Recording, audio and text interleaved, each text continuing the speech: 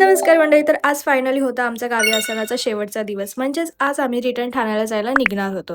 त्याआधी मी सकाळी नाश्त्याला सगळ्यांसाठी छान पास्ता बनवला होता. ते खाऊन आम्ही सगळे परत औदुंबरला जायला निघालो होतो. आम्ही तर ऑलरेडी तिकडे जाऊन आलो होतो, पण पप्पा नंतर आले होते, त्यामुळे त्यांना जायला जमलं नव्हतं आणि आज परत आम्ही ठाण्याला असं पण निघणार होतो. म्हणलं की आता पप्पा चालले तर आपण पण त्यांच्यासोबत जाऊन येऊ. आणि मी औदुंबरची पण एक लाँग व्हिडिओ पोस्ट करणार आहे, ज्यामध्ये तुम्हाला मी तिथली पूर्ण डिटेल माहिती देणार आहे. So stay tune. त्यासाठी सबस्क्राईब करायला विसरू नका. तिथे छान दर्शन घेऊन आम्ही थोडा वेळ तिथे नदीच्या काठी बसलो होतो आणि तिथे खूप मासे होते आणि आमच्याकडे लाडू होता, म्हणून म्हणलं एकदा खातायत का बघूया. जसं आम्ही टाकत होतो तिथे तसं ते खात होते आणि नंतर मी एवढ्या जवळ टाकले की ते माझ्या पायांच्या इथेच आले आणि तेव्हा मी भरपूर घाबरली होती. आता तुम्ही माझी पुढे रिॲक्शन बघा.